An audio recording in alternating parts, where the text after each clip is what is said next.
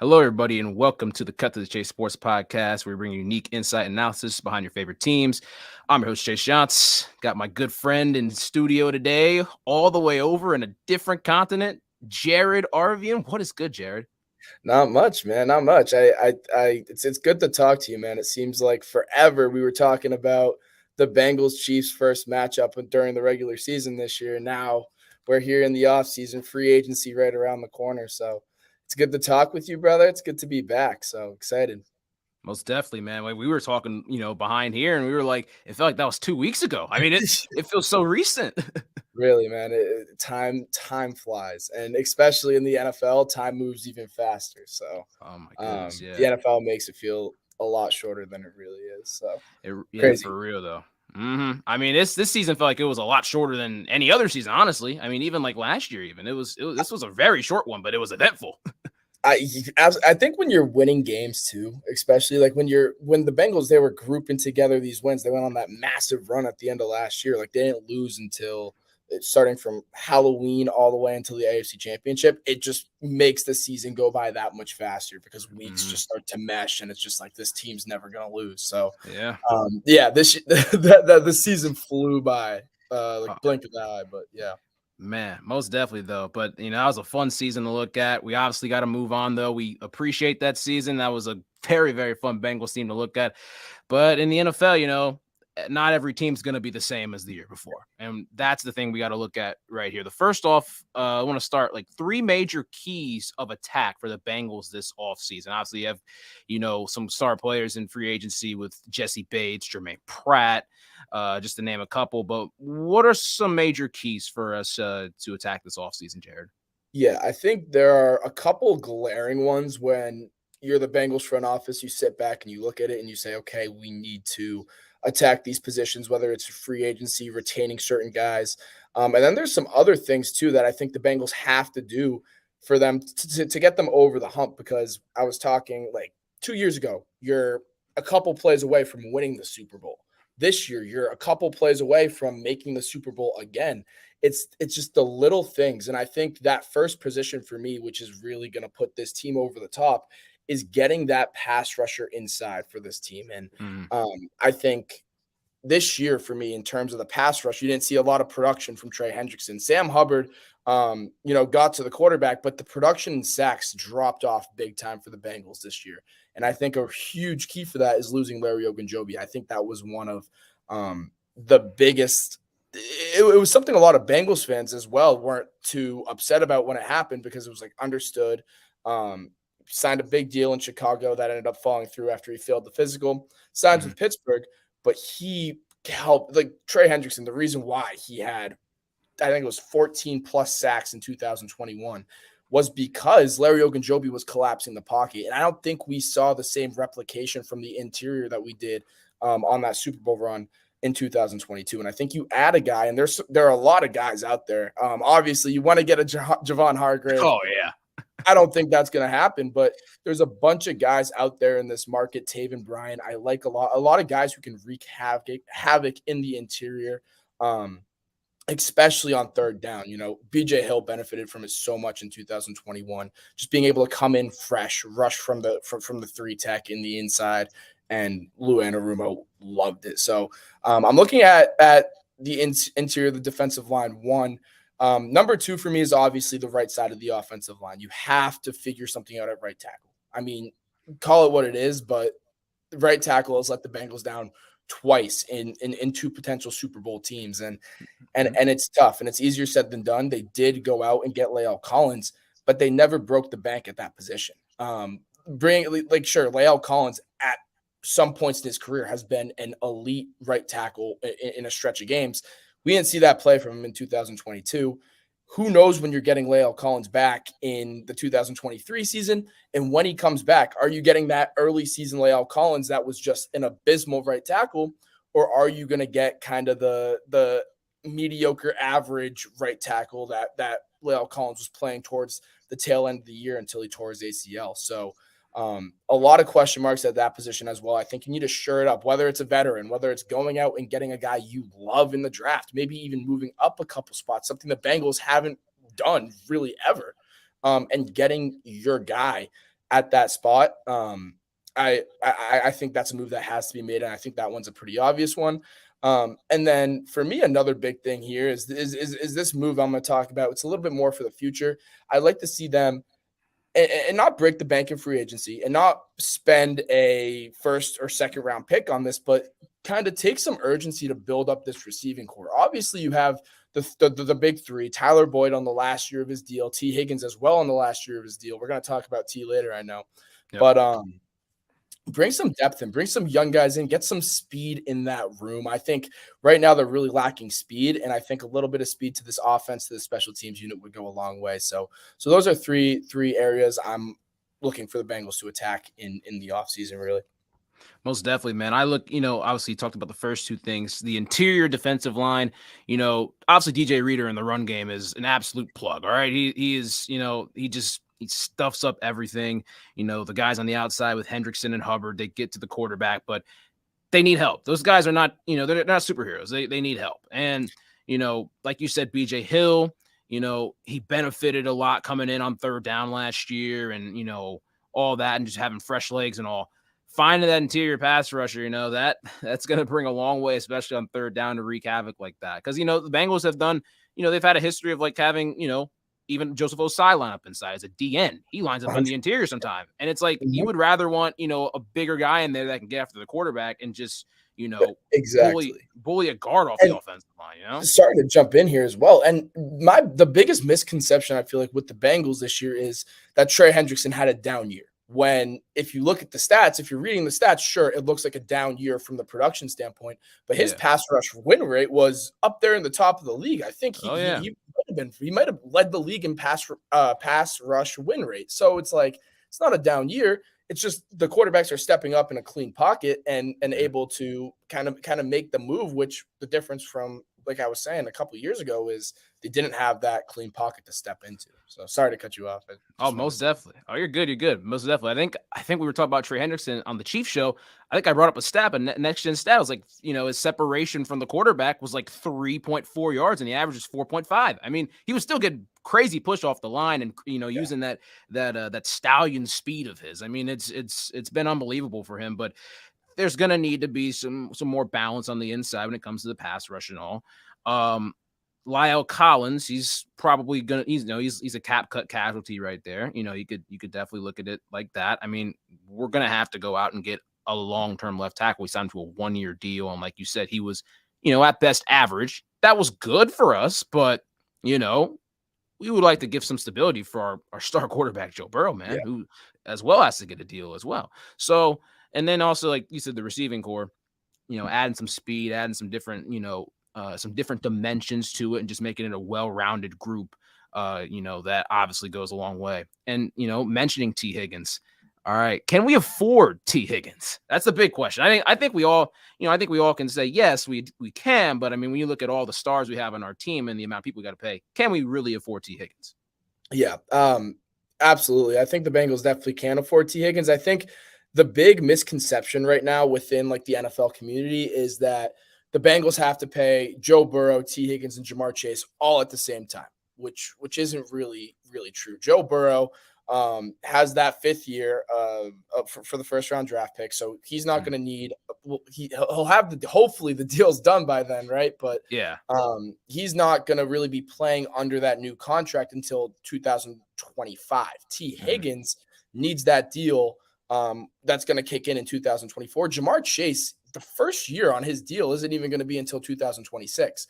The Bengals, what they love to do is front load their deals. If you look at all the big contracts they gave out, the DJ Reader, the Trey Hendricksons, the BJ Hill one they gave out last offseason, all of these contracts are front loaded into the first couple years of the deal. And that's why they going based off of the historical ways the team operates, they don't restructure deals because they can't really, because a lot of the money is being on the contract is being taken up in the first couple of years. So I think what they do with T, if I'm Duke Tobin in the Bengals front office, you front load the deal, get a lot of the money out of the way the first couple of years. And yes, that's going to hurt you. You're not going to be able to go spend big in free agency, especially with Burrow and T. And then Logan Wilson's going to get a big deal as well. You're not going to be able to spend big money in those couple years, but what you're going to be able to do is keep all these guys around and then re-sign Chase to the deal that he's going to get when he hits the open market as well. So I definitely think it's possible for the Bengals to sign Tee Higgins. It's just the give and take. Like if you want Tee Higgins back, doesn't mean you can go out and re-sign Jermaine Pratt. That maybe that's the give and take there. So yeah, they definitely can't afford Tee Higgins, but there's going to be some things that they have to let go if they want to do that, which I think Duke Tobin made it pretty clear they want to do that. It's a nice dilemma, It just depends on, if you're an offensive guy, you're like, oh, let's keep Tee Higgins and all that. But that's the thing. The Bengals are an offensive identity, like Burrow, Chase, Higgins, all those guys. So, that's obviously the first line of thinking that we would like to go with. I'm a numbers guy. I think you're a numbers guy as well. Looking at the stars and stripes, man, not the United States with the Cincinnati Bengals. How would you divide the money amongst our talent? Like, throw some numbers out there. What do you think some of these guys are worth? Yeah, and I think it's hard, and especially with like the Bengals, they do such a good job of getting these. I was saying it the other day, not the tier 1, not the tier 2, like the tier 3 and tier 4 free agents on awesome deals. And yeah. What they do so well is getting value for their money they're spending. Like if you look at all the guys that are hitting free agency this year, Eli Apple, he was on what, a $4 million deal last year, yeah, and he played cornerback too on an AFC Championship football team. You take that any day of a week from a money standpoint. Oh, yeah. Hayden Hurst, a starting tight end who contributed a lot when he was on the field, both in the run game blocking and in the pass catching game, moving the football. You're paying him $3.5 million a year. That's how you save money. That's how you get extensions done with guys like Tee Higgins. And now when you look at the guys who are hitting free agency this year, like a Jesse Bates, the Bengals don't have the money to spend on Jesse Bates. Jesse Bates is going to be a top 5 highest paid safety in all of football. The cap hit's going to be crazy. I think right now, like his market value is between $14 to $16 million. And you're not spending that on a safety if you're this Bengals team. You already have your identity at certain positions, and safety just, I'm going to call it what it is, isn't as important as a edge rusher, as a lockdown cornerback, as a linebacker, a do-it-all linebacker like a Logan Wilson or even a Jermaine Pratt, you could argue.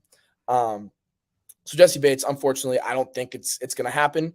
The other safety, Von Bell, I think the market value for him, and this fluctuates a little bit with me because I can see Von Bell being one of the few guys in the Bengals internal free agency class this year to take a little bit of a discount to come back to Cincinnati. I think he likes it here. He wears the C on his chest. He's a leader in that locker room on the field.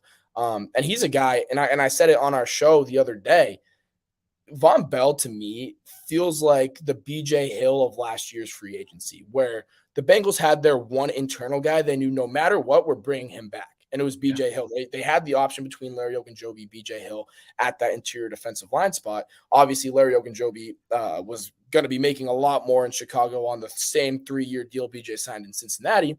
But they said, we're bringing BJ Hill back because we can get him for 3 years and it's good money. We're not blowing the bank out for BJ Hill. I think it's the same way for Von Bell this year. I bet that is one of their first moves this free agency, unless they go out and make a move 2 minutes in the free agency like last year. So Von Bell, I'm predicting around the $8-10 million range per year.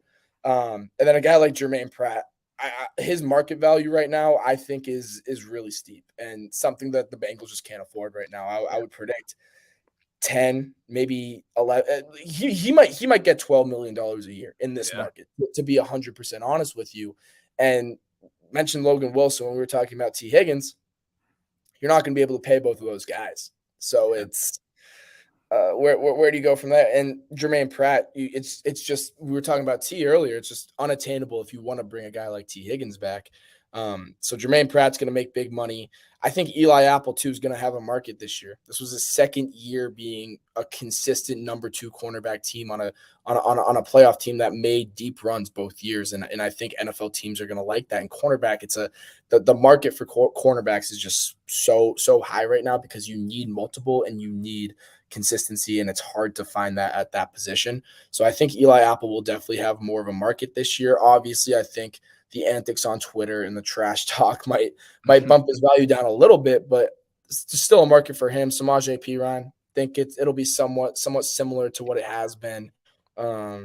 Am I missing Hayden Hurst? I think his value is definitely going to go up as well. Don't think you'll get him back for $3.5 million again on a long-term deal for sure. But that's the other guy I could see taking maybe a friendly discount, wanting to stay in Cincinnati. I could definitely see Hayden doing that. But the biggest thing for me is, and I've kind of said this, is the Bengals did a great job of bringing these guys in when their value was the lowest and getting the most out of them. Like, all these guys are going to be making more money than they did with the Bengals on their respective contracts, and that's because the Bengals got great deals.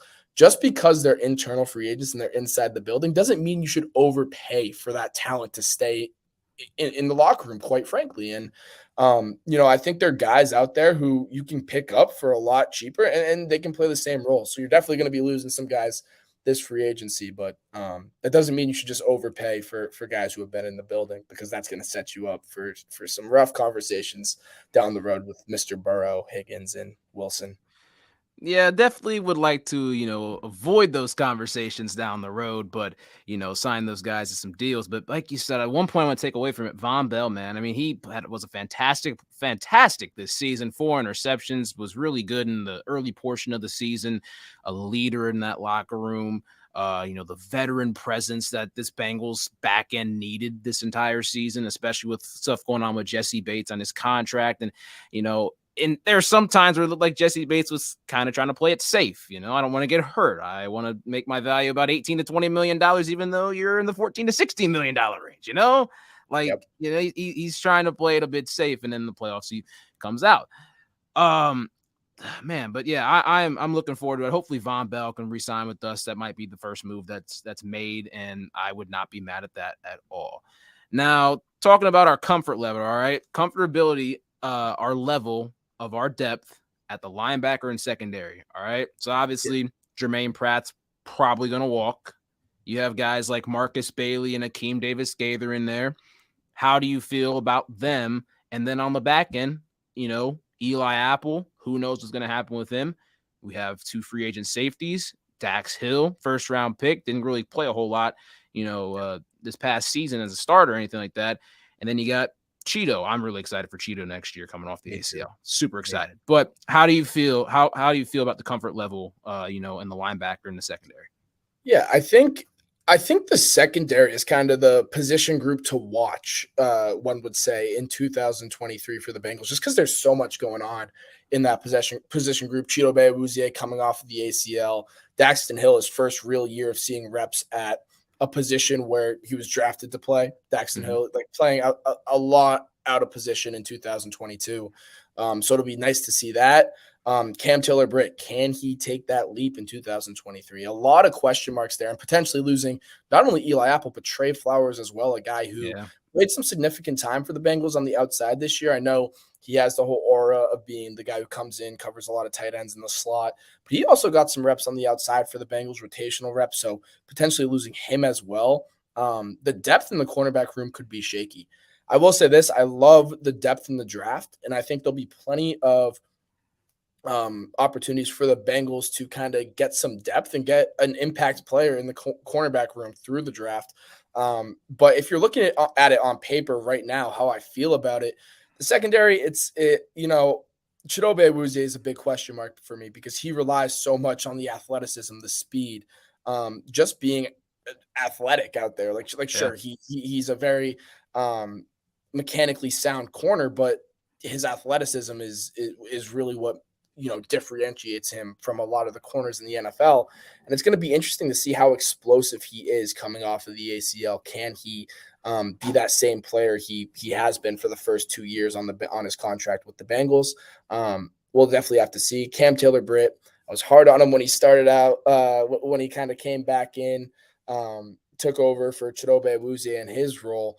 Early in the year, I remember he had a bad game against the Browns, and I was like, oh, this year's going to be a mess. But, he really turned it on towards the tail end of last year, and I'm super, super excited to see what he does next year. I think he is the truth, and I'm really excited to see the Chidobe Awuzie, Cam Taylor-Britt duo there. Think the depth will figure itself out in free agency in the draft for that cornerback room. In terms of the secondary with the safeties, the Bengals for me are always like a question mark when we talk about the safety position. Obviously, they've had Von Bell and Jesse Bates tied up for 3 years in Cincinnati together, but potentially losing both. I don't think they'll lose both. I think Jesse Bates it's kind of obvious. The writing's on the wall that he won't be in a Bengals uniform next year. But I think Von Bell comes back, and I think having him back there is just the biggest reassurance because he's going to put guys in the right position to succeed. He's going to help out these younger guys. Daxton Hill getting his first real reps, playing that free safety role, the role he was meant to be, being like a true defensive weapon. And when I say defensive weapon, I mean like a guy like Mike Hilton, who's going to shoot off the edge and make great tackles, who's going to help create turnovers, who's going to get in the backfield, sack the quarterback. So Daxton Hill, a true defensive weapon. I'm super excited for him. And if you can pair him with Von Bell, I love that. Not to mention Tyson Anderson, draft pick last year for the Bengals. Excited to see him as well. Hopefully he's healthy this year. Most definitely, man. I mean, obviously a lot of question marks in the secondary. Hopefully we can get that stuff figured out. And guys, like younger guys just step up and they develop. And, hopefully they can play the rest of their rookie deals out and see where we are a couple years down the road. So these guys can help us win now. So that's obviously the hope there. And at the linebacker position, comfortability level with Akeem Davis-Gaither or Marcus Bailey. How do you feel if one of them had to step in? Yeah, I think it's going to be a big test for Akeem Davis-Gaither. I was super high on Akeem Davis-Gaither coming out of Appalachian State. The Bengals when they got him in the 4th round. I'm pretty sure that was the Burrow draft class. I think yeah. At least so it's the Burrow draft class in 2020. But I was super high on him. I love him. I love his coverage ability, and I think sure he lacks in maybe run defense where Jermaine Pratt was so good in 2022. He lacks a little bit of that, but I'm so excited for him because I think he's a 3-down linebacker where Jermaine Pratt came off the field a lot on 3rd downs last year. Yep. I think Akeem Davis-Gaither has the potential to just stick it out all 3 downs on the field with Logan Wilson. And I think that's going to help their chemistry so much if they can both stay healthy and both be on the field. I'm super pumped for Akeem Davis-Gaither. And, you're filling in Jermaine Pratt. There isn't really for me, like if you lose Jermaine Pratt, obviously you're losing a fantastic football player. There's no getting around that. But you have a guy like Akeem Davis-Gaither who's still on a rookie deal. That's how you manage the cap. That's how you keep the cap at a manageable number so you can bring back guys like T and Burrow. Is you have guys on rookie deals who are making very large contributions and playing good football. And that's what the Bengals have lived and died on. So I'm super excited for Akeem Davis-Gaither. I think obviously he jumps into that Jermaine Pratt role if he leaves. And also too, this free agency class for linebackers is so deep. Like there are so many guys in this class. TJ Edwards, David Long from the Titans, guys I love. If you can get one of these guys day 3, day 4 free agency on a bargain deal, maybe it's a 1-year deal, have them in there for depth if something goes wrong with Akeem Davis-Gaither. I love it. Marcus Bailey, don't know how much time you want him seeing on the football field, to be completely honest with you, from a 3-down linebacker perspective. Yep. But I do think that he makes a difference in the run in those short down distances. I could see him jumping in there. And also I bet you they'll bring back either Clay Johnson or Joe Bachie to kind of help round out that room, guys who are familiar with Lou's system. And I mean, I think 2021 later in the year, they had to step in when Logan Wilson went down. So, I definitely feel a lot more confident than a lot of other Bengals fans if Jermaine Pratt walks, but I'm really high on Akeem Davis-Gaither. I'm in that same boat with you, man. I mean, Akeem and his pass coverage ability, especially you saw the interception against the Ravens. He's got a couple career interceptions when he's put in the right spot and all that. And, if he's able to develop a run stopping ability and just even be, a decent run stopper, just, have that consistent ability to do so, he'll be on the field all 3 downs. We know Jermaine Pratt had Twitter fingers about it not being on, on 3rd down and all that. So maybe the next team he's on, he'll play all 3 downs. We'll see what happens with that. And you were talking about Akeem Davis-Gaither's interceptions too. I remember his rookie year. I think he dropped like 3. Like he very well could have a lot more than he has right now. So Yeah, most definitely, man. Him and Logan Wilson could have the same amount at this point if he would have caught a couple. Who knows? They both have a lot of interceptions at that linebacker position. Yeah. But man, I mean, love talking about our Bengals. We got to talk about the ops, man. All right, the one up in Northeast Ohio, the Browns. The bottom line's this: they want our players. If it's Brown, flush it down, and then they screwed up the quarterback market, man. Deshaun Watson getting the whole guaranteed $230 million, and it affects, it affects the Burrow contract. It affects the other team in the conference, the silly Ravens. But let's talk about the Browns real quick, man.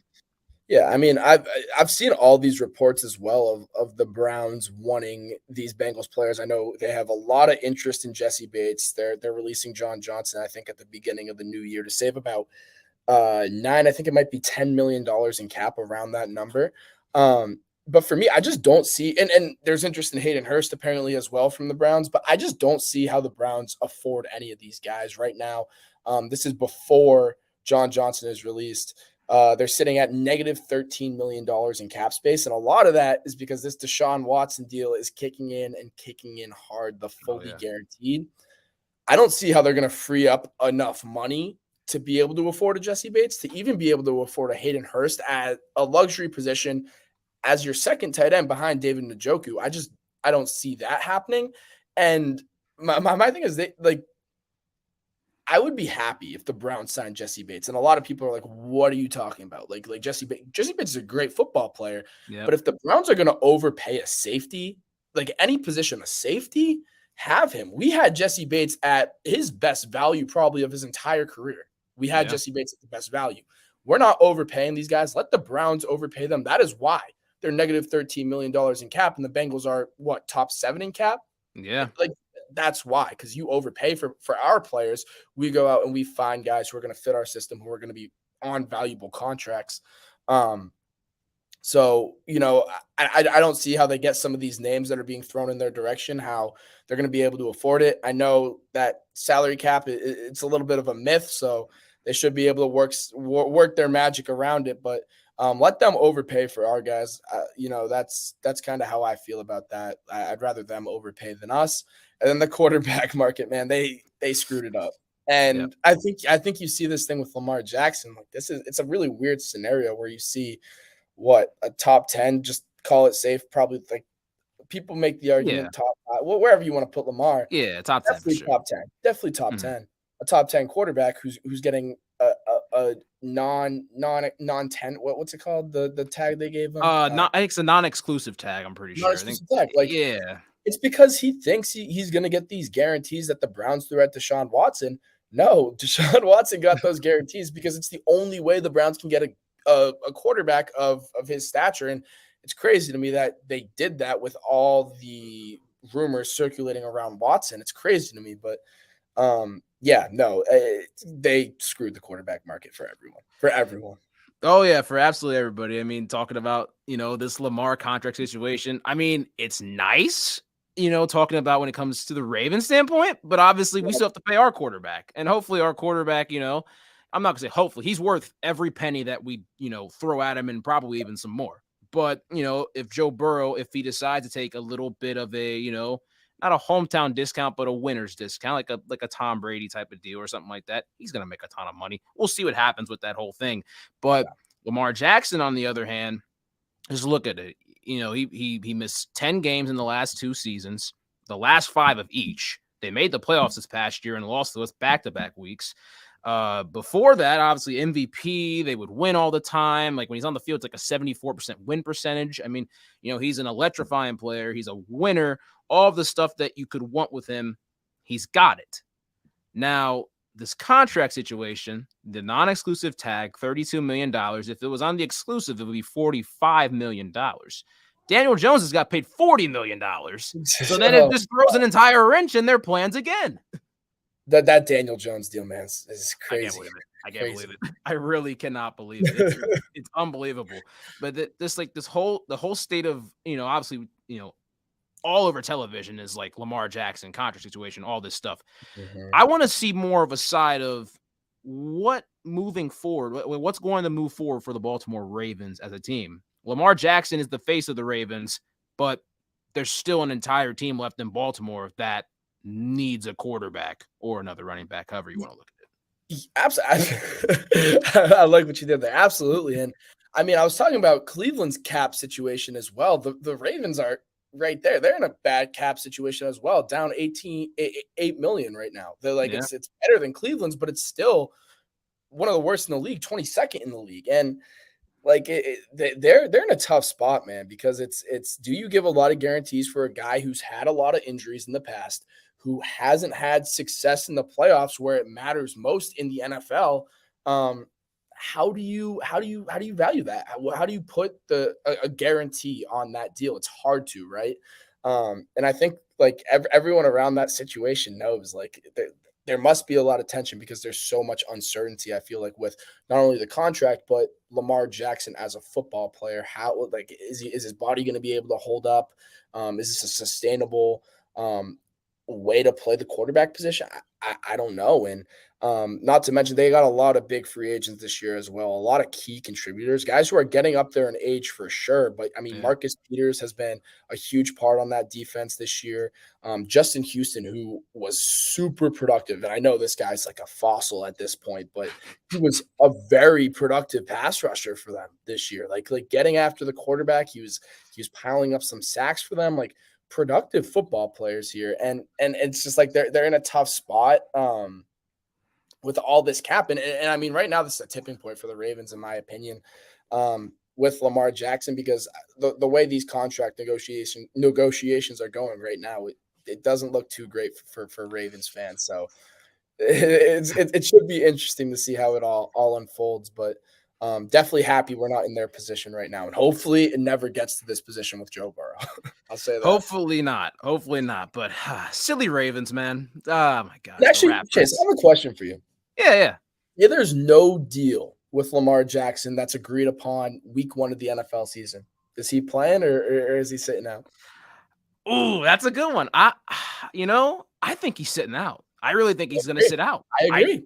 He's that majestic of a talent where he's like, I'm not going to put myself out there and get hurt again. It's not, I'm not going to say it's the Ravens' fault that I got hurt, these past 2 seasons, but I'm not putting myself out in that position. I'm going to get my money. I'm going to sit out. I know that, obviously with Le'Veon Bell, he's a running back and the running back lifespan is not that long, but Lamar Jackson being out there as a quarterback and his development and all that stuff, I'm going to sit out. I'm going to be throwing on the beach in Miami like every single day, throughout the week, posting the workout videos with former receivers and stuff like that.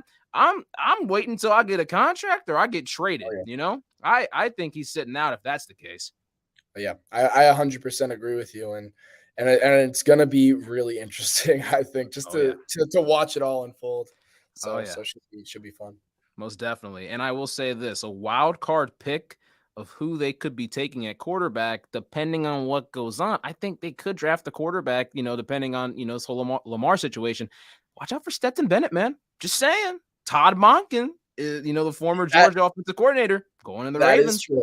Todd Monken, that is true. Even as a backup or whatever, As a Bengals fan, I would be ecstatic if Stetson Bennett ever started games for the Baltimore Ravens. I would be too. That would go pretty well for us. But yeah, my like nightmare scenario right now is that Anthony Edwards just like falls. I know his stock is like soaring right now, but for some reason like teams aren't liking the tape from Anthony Richardson and he falls and the Ravens trade up again like late round and pick him up. I'm like, then get 4 first-round draft picks for Lamar, something crazy like that. Like, I don't. That's my worst nightmare right now. Who knows? Hopefully, Meek Mill said dreams and nightmares. Hopefully, we get the first part of that thing. Oh my goodness. But man, and then we, the last team on this list. You go to Bucknell. You're in Pennsylvania. This team called the Pittsburgh Steelers. I gotta say, I went to the Pittsburgh Steelers Cincinnati Bengals game in Pittsburgh in November. I was there too. We were both there. Yeah, that's right. Bro. That's crazy. I know, dude. It's crazy. But like the thing is with that was a hell of a game by Cincinnati. We're in the the all white uniforms and all that stuff. You talk to Pittsburgh fans around there, like I think we both kind of talked to Pittsburgh fans in in that way. They're like, oh, Matt Canada is horrible, like he's a horrible offensive coordinator, which is very true. They got young guys all around. You got, Kenny Pickett, you got, Najee Harris. You got NFL young boy and George Pickens. They're probably going to draft a receiver. Deontay Johnson's there. There's a lot of stuff there. This question seems like, okay, it's like a, kind of a dumb question. How successful is this method the Steelers are running? But let's think about this, all right? They were 9-8 this year. The year before they were 9-7-1, and they made the postseason and got bounced.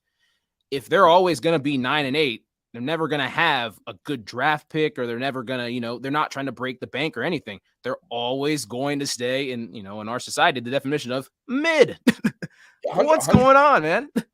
No, I 100% agree with you. And my thing with the Steelers, I feel like they could easily get caught up in the land of where we were sitting in from the years like when we drafted Andy Dalton and AJ Green.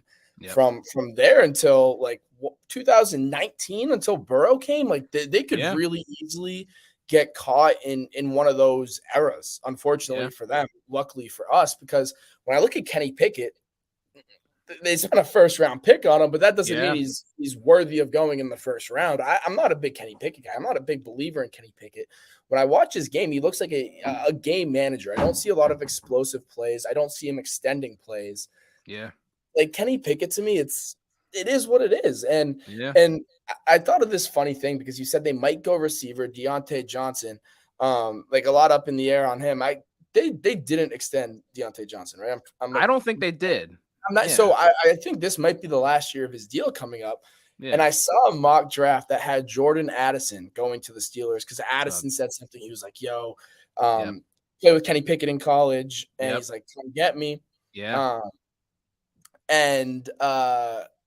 What was I going to say? And it felt like when I saw that, to me, it felt like they were trying to replicate what the Bengals did offensively. Get your franchise guy, have a big body, physical receiver on the outside, Tee Higgins for the Bengals, George Pickens for the Steelers, and then get that deep threat, speedy guy, shifty guy in Jordan Addison to put on the other side of George Pickens. It felt like they're trying to copy what the Bengals are doing a lot offensively. Yeah. But, I mean, if you look at their roster right now, man, the offensive line doesn't blow you away. Najee Harris really is proven. Like, I don't think Najee is it either. And that's a guy you spent a high draft pick on. That's a guy you had big plans for in the building. I mean, Jaylen Warren was seeing a lot of time towards the end of the year, taking his time. Offensive line's not great. George Pickens is there. How much longer is Deontay Johnson going to be there? You got TJ Watt on defense. That's a good building block. But I mean, the secondary, Cameron Sutton's a free agent this year. That's a big question mark. They said they're going to release William Jackson, and William Jackson isn't anything to write home about. Oh, but Will. like good old Will, right? But there's a lot of question marks on this team, and sure, you got the star power where you need it, but I don't know if they have the roster to compete, especially in a division like the AFC North, where it's the Bengals right now, one of, if not the best team going into next year in the AFC. You got the Ravens, who, whatever happens with Lamar, they still have a pretty talented roster. They're a hard roster to beat. And then the Browns, who will just spend whatever money they can get their hands on. So it's a tough division to compete in. And, I think the Steelers it's a tough spot for them right now.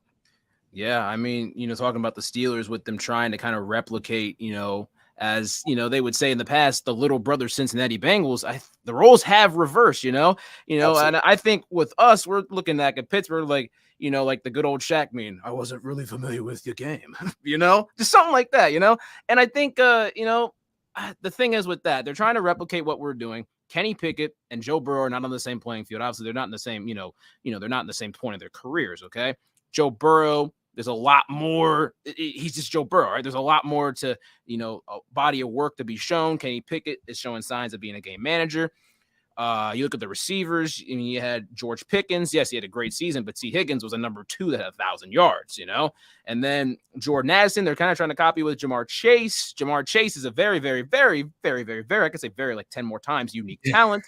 And then Jordan Addison, very good receiver and all that. It just feels like, I hopefully don't get, this is like a cold take or anything like that. They're the Walmart version of us right now. So absolutely. And not to mention as well, their positioning heading into this free agency is, and I've said this as well, and it's crazy to me. I didn't even really realize this until I looked at it all together. The Bengals are the only team in the North right now with a positive salary cap as of the time and place. And I mean, the Steelers are sitting at, it's like they're pretty much even at negative 300,000 in cap. But I mean, they're free agents this year. You got Larry Ogunjobi, Devin Bush, who has contributed for them as well. Cameron Sutton, who's been their number one corner on the outside for a couple years now. He's a free agent. All these guys, Tyson Alalu, who did a lot defending the run for them. DeMonte Casey, who was playing safety when Minka was out for the shortened time there.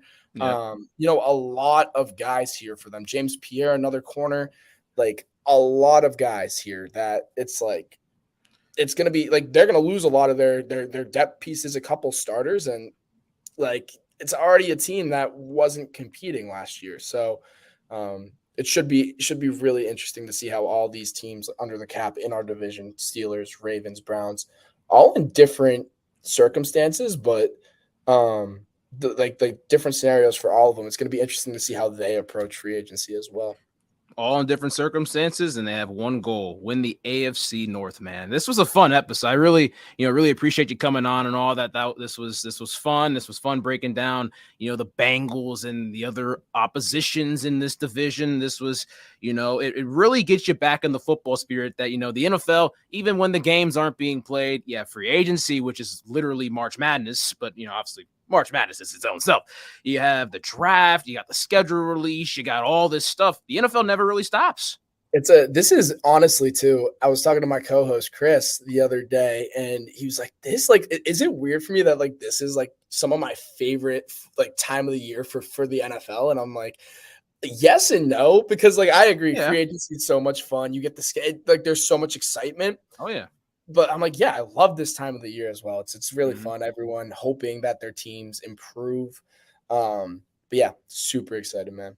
Most definitely, man. I appreciate you coming on the show. This was really fun. And, like I said, Who Dey, man. Who Dey, man. Yes, sir, man. Keep updated. We'll keep you guys updated with the show releases and all that stuff. I don't know what a releasal is, but keep updated with all the releases and stuff like that. Like, subscribe, and all that. And we will see you guys next time.